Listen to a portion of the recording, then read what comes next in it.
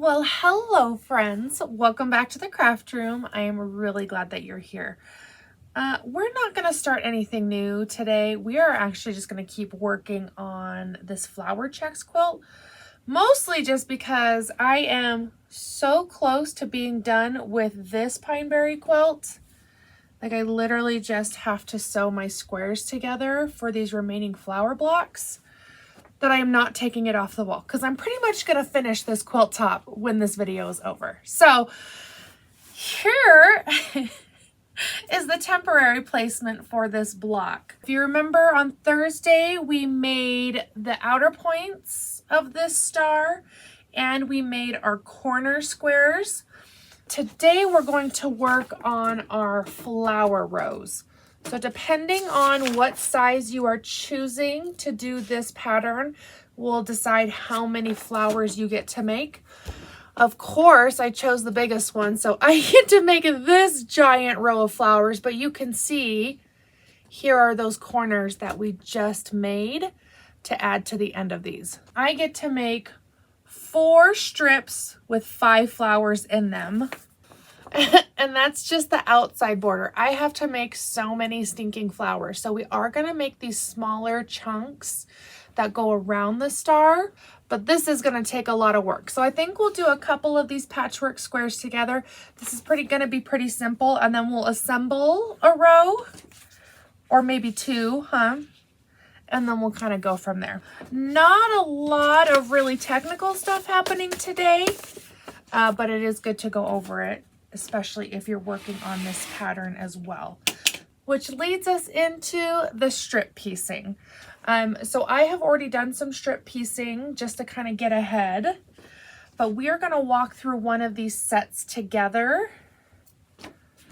We have a row of our pinks here on top. So we have light pink, dark pink, light pink, and then we have the middle row that I just showed you, which is dark pink, yellow, and dark pink, and then another row of light, dark, light. Okay, so we're going to work on this light, dark, light piece, and we are going to sew right sides together of these strips. So these are actually pretty thick strips. This is blah, blah, blah, blah, blah. This is the biggest strip piecing I think I've done. Usually we do like 1 or 2 inches. And I feel like a broken record because I keep saying, wow, this is huge. But this has to be huge. Heavens. So we're going to sew right sides together. I'm going to put a dark and my light. We're going to sew all the way down this edge, and then we will add this one. Let's get that far. 1 seam down. We're going to open that up. I'm going to rotate ends for this and then put our other piece on. Again, right sides together, sewing all the way down that edge. And there is our strip piecing for our top and bottom petals. There are a couple of like tips or tricks that people have for getting your strips not to curve so much. I'm not gonna lie, I have tried a few of them, and I just feel like it is the nature of strip piecing that your fabric wants to curve. So yes, I did alternate ends, not for the sake of curving, but just because it was easier to add the other strip onto that side if I flipped it. So I feel like whatever strategy you have for strip piecing is great. Lots of opinions out there, but ultimately it just comes to ironing, and I just try to iron it as straight as I can. It is kind of nice that I can use the edge of this table here to kind of line it up. It is the right length, but just FYI, strip piecing just curves. It's just the nature of the beast. That's it. I am going to iron all of these seams open. Again, that is personal preference. You can iron them however you want. You could even go one way to set yourself up for nesting when it comes to putting your middle together if you'd like. And usually I am a big fan of nesting, but I'm feeling pretty good about ironing these open, and I'm still able to get my square corners lined up pretty good. And have it. Some really massive strip piecing. All right, let's start cutting into this one. Oh, this looks pretty straight. Good job, self. We're going to trim off of these selvage edges. I'm going to try to trim off as little of the fabric as possible. And then we are going to cut these into our strip sizes here, which I can't tell you because it's top secret.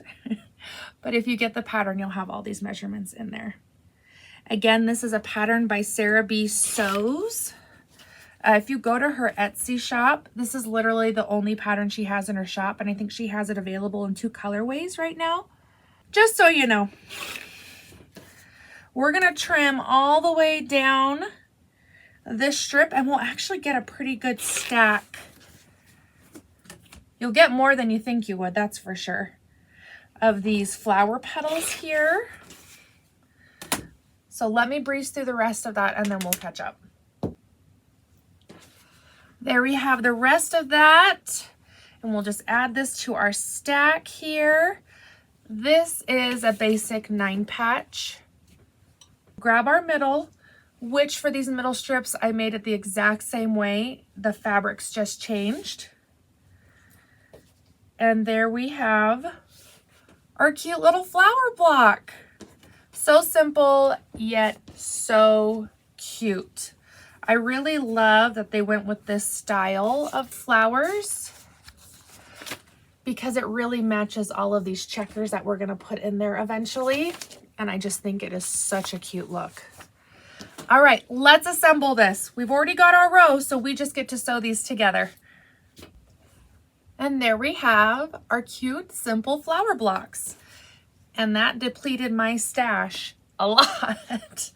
I think I have to do 5 strip sets for the large size. So I have a ton of flowers to make. We're gonna assemble 2 rows today. We're gonna do the smaller row that sits right on top of the star, and then we are going to do our big monster row with our corners. I need to get my big corner squares for here. Those are the corners we made. Here are our big corner squares for the sides of these flowers.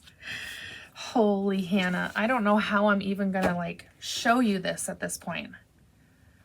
First things first, let's start with the small row. That will probably be easiest because we can't attach our big long row anyways. Our small row is 2 flower blocks, and these flower blocks, just these ones, are getting strips on both sides of the flowers so that our middle is a little bit thicker than our outsides. Oh my heavens. Let's get those going the same direction at least.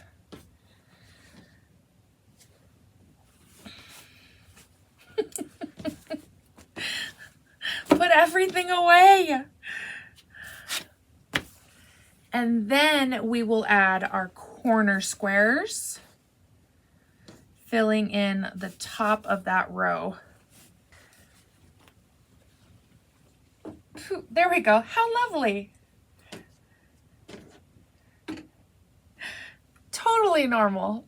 This takes up so much room. How funny.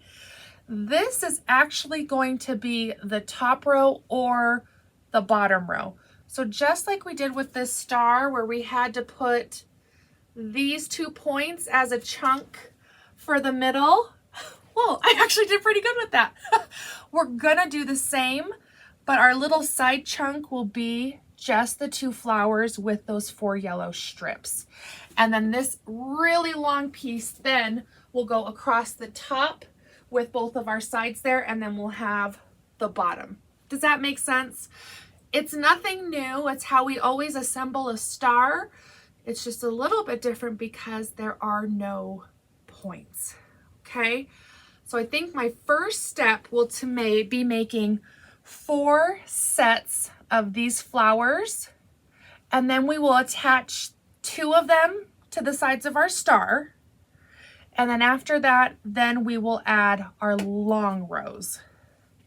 Phew. Let's just get through the flowers first. This seems like a lot because the scale is so much bigger, but we have done this before and I know that we can do it this time too. Let's get this done. Heavens to Betsy.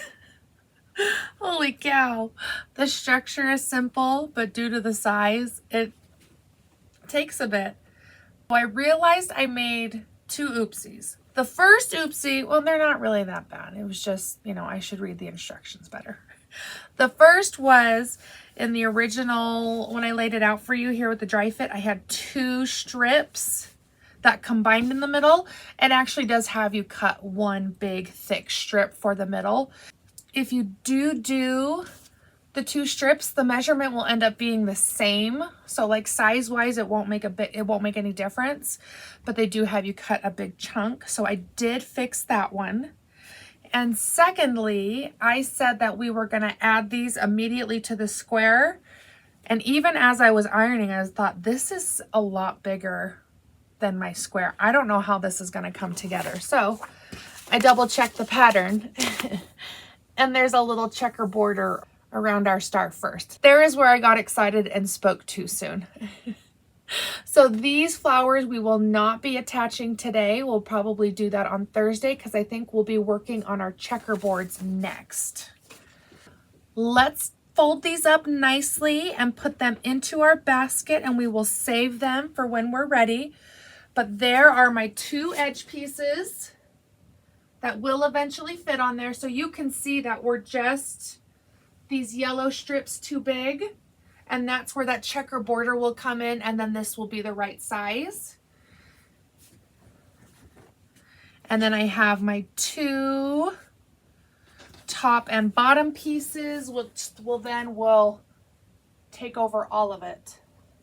We will definitely need the design wall for Thursday. So I guess it's a good thing I had already decided I was finishing this up today because we're gonna need it. Last but not least, I just wanted to put together a couple of flowers for the outside border that use our corners that we made. Truth be told, I only have 3 flowers left and this big outside row will need 5 flowers. But the process is the same, so I'm not feeling too guilty about it that I did not finish all of my prep work like I should have. These rows are gonna go just like this. So we have corner block, flower block, yellow spacer,